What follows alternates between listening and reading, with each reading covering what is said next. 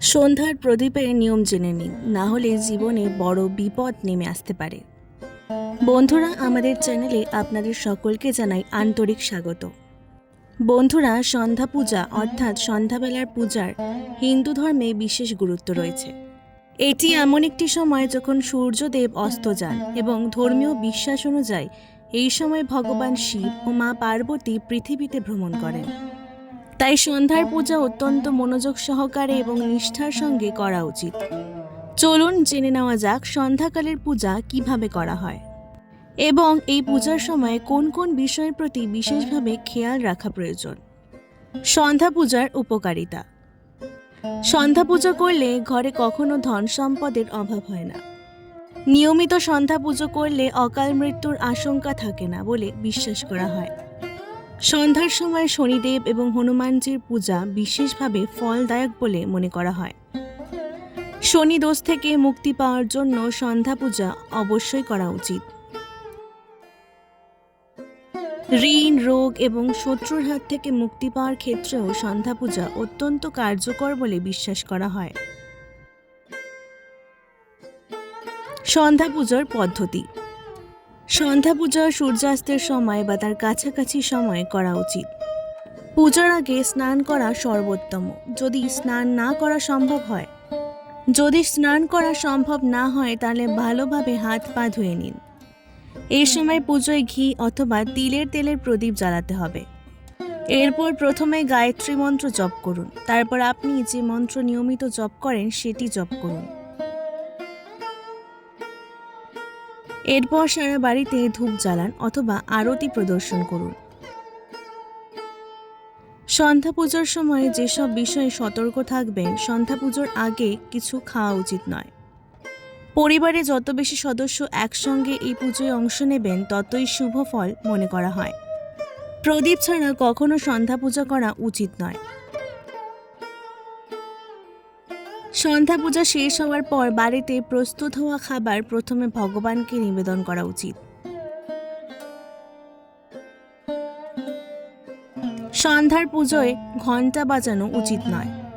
সকালের পুজোয় ভগবানকে জাগানোর উদ্দেশ্যে শঙ্খ ও ঘণ্টা বাজানো হয়, কিন্তু সন্ধ্যাকালের পুজোর সময় বিশ্বাস করা হয় যে ভগবান শয়নের উদ্দেশ্যে গমন করেন, তাই শঙ্খ বা ঘণ্টা বাজিয়ে তার বিশ্রামে বিঘ্ন ঘটানো উচিত নয়।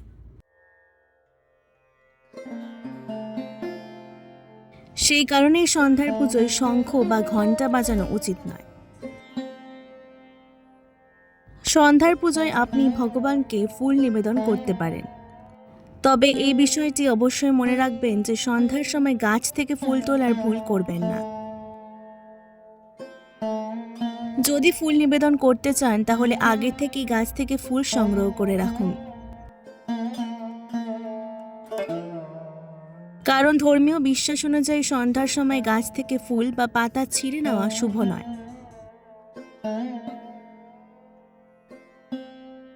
সন্ধ্যা পুজোর একটি নির্দিষ্ট সময় রয়েছে। সূর্যাস্তের 1 ঘন্টা আগে থেকে অথবা সূর্যাস্তের 1 ঘন্টা পরে পর্যন্ত নির্ধারিত সময়ের মধ্যেই সন্ধ্যা পূজা করা উচিত। কখনো রাত হয়ে যাওয়ার পরে সন্ধ্যাকালের পুজো করা উচিত নয়। এমন করলে দেবতারা অসন্তুষ্ট হন বলে বিশ্বাস করা হয়, যার ফলে আর্থিক সংকট সৃষ্টি হতে পারে। সন্ধ্যাকালের পুজোর সময় তুলসী গাছের সামনে প্রদীপ জ্বালানো অত্যন্ত শুভ বলে মনে করা হয়, তবে এই সময় তুলসী গাছ থেকে পাতা ছিঁড়ে নেওয়া উচিত নয়। শুধু তাই নয়, সন্ধ্যার পুজোয় তুলসী পাতাও ভগবানকে নিবেদন করা উচিত নয়।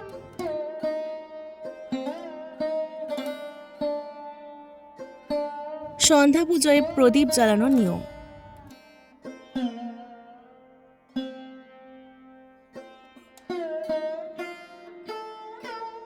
1. প্রদীপ কোথায় রাখবেন? জ্যোতিষশাস্ত্র অনুযায়ী পুজোর সময় শুধু প্রদীপ জ্বালালেই যথেষ্ট নয়, বরং সেটি কোথায় রাখা হচ্ছে সেটাও সমান গুরুত্বপূর্ণ। তাই প্রদীপ সর্বদা ভগবানের ছবির ঠিক সামনে রাখতে হবে। এছাড়া যদি ঘিয়ের প্রদীপ জ্বালান তাহলে সেটি নিজের বাঁ দিকের দিকে রাখুন। আর যদি তেলের প্রদীপ জ্বালান তাহলে সেটি নিজের ডান দিকের দিকে রাখুন।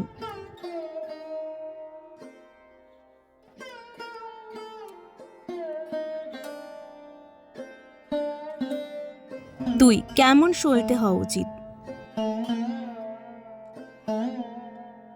অনেকেই সব ধরনের প্রদীপে একই ধরনের সলতে ব্যবহার করেন, কিন্তু ঘি এবং তেলের প্রদীপের সলতে আলাদা হওয়া উচিত। যদি ঘিয়ের প্রদীপ জ্বালান তাহলে তাতে সাদা তুলোর সলতে ব্যবহার করুন, কিন্তু যদি তেলের প্রদীপ জ্বালান তাহলে তাতে লাল সুতো দিয়ে তৈরি সলতে ব্যবহার করা শুভ বলে মনে করা হয়।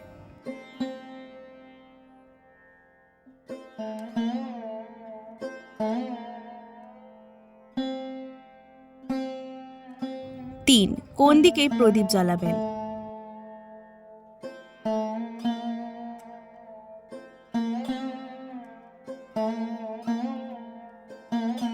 অনেকেই বাড়ির বিভিন্ন কোণায় প্রদীপ জ্বালিয়ে থাকেন, কিন্তু মনে রাখবেন কখনো পশ্চিম দিকে প্রদীপ রাখা উচিত নয়। এমন করলে আর্থিক সমস্যার সম্মুখীন হতে পারে বলে বিশ্বাস করা হয়।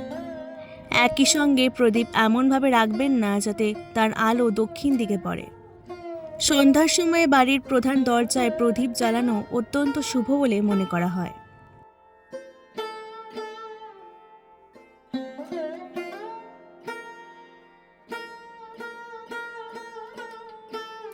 4. কোন সময় প্রদীপ জ্বালাবেন? যখন ইচ্ছে তখন পূজা করে নিলেন বা প্রদীপ জ্বালিয়ে দিলেন, এভাবে করা উচিত নয়। এমন করলে অশুভ ফল হতে পারে বলে মনে করা হয়। তাই সকালে ভোর 5টা থেকে 10টার মধ্যে এবং সন্ধ্যায় বিকেল 5টা থেকে 7টার মধ্যে প্রদীপ জ্বালানো উচিত।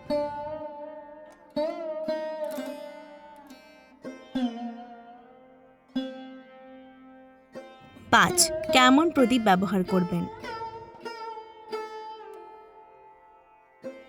মনে রাখবেন পুজোয় যে প্রদীপ ব্যবহার করছেন সেটি যেন কোথাও থেকে ভাঙা বা খণ্ডিত না হয়। ভাঙা প্রদীপে প্রদীপ জ্বালালে দেবী লক্ষ্মী অসন্তুষ্ট হতে পারেন বলে বিশ্বাস করা হয়। এছাড়া প্রদীপ জ্বালানোর আগে সেটি ভালোভাবে পরিষ্কার করে নিন। যদি পুজো করার সময় কোনো কারণে প্রদীপ নিভে যায় তাহলে সঙ্গে সঙ্গে আবার সেটি জ্বালিয়ে ঈশ্বরের কাছে ক্ষমা প্রার্থনা করুন।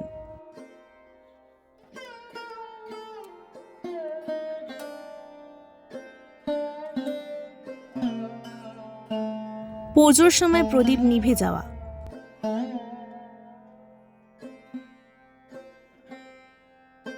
ধর্মশাস্ত্র অনুযায়ী পুজোর সময় প্রদীপ নিভে যাওয়ার অর্থ হল দেবদেবীরা আপনার প্রতি অসন্তুষ্ট।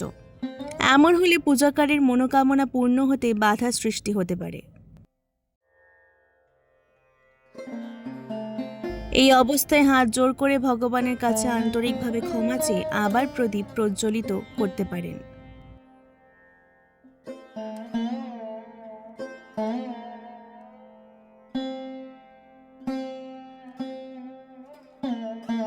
পূজার সময় প্রদীপ নিভে যাওয়ার আরেকটি অর্থ হলো ব্যক্তি হয়তো সম্পূর্ণ একাগ্রতা ও ভক্তি ভরে ঈশ্বরের আরাধনা করছেন না। এর কারণ হতে পারে মোবাইল ফোন ব্যবহার করা বা পুজোর সময় অন্য বিষয়ের প্রতি মনোযোগ দেওয়া। তাই পুজো শুরু করার আগে নিজের সমস্ত গ্যাজেট বন্ধ করে দেওয়াই উত্তম।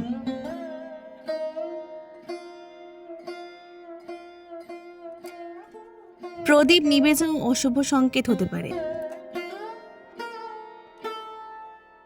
আরতির সময় প্রদীপ নিভে যাওয়াকে অনেকেই অশুভ সংকেত বলে মনে করেন। তাই পূজা শুরু করার আগে প্রদীপে পর্যাপ্ত ঘি বা তেল আছে কিনা দেখে নিন। পাশাপাশি সলতের দৈর্ঘ্যও একবার পরীক্ষা করুন। এই বিষয়গুলো খেয়াল রাখলে প্রদীপ দীর্ঘক্ষণ জ্বলবে।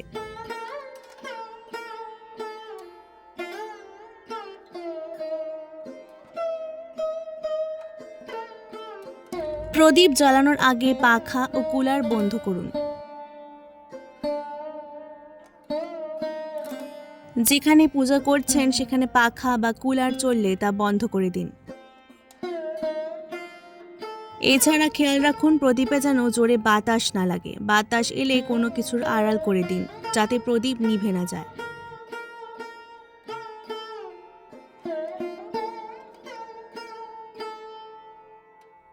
পুজোর সময় প্রদীপ নিভে গেলে মনোকামনা পূর্ণ হতে বাধা আসে।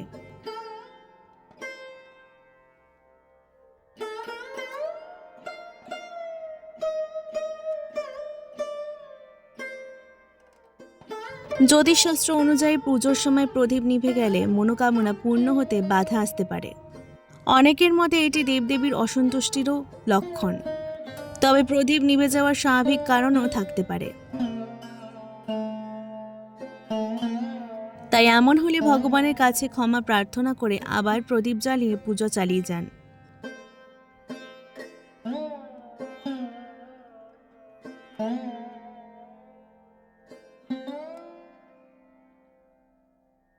পূজা ও আরতির সময় যা মনে রাখবেন।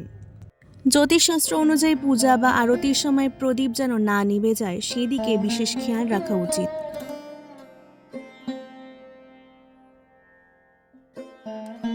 তাই আগের থেকেই প্রদীপে পর্যাপ্ত ঘি বা তেল দিন।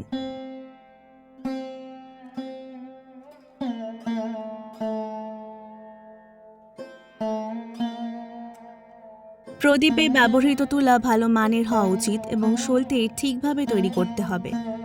এছাড়া যেখানে আরতি করছেন সেখানে যেন জোরে বাতাস না চলে। পাখা বা কুলার চলে বন্ধ করে দেওয়াই ভালো।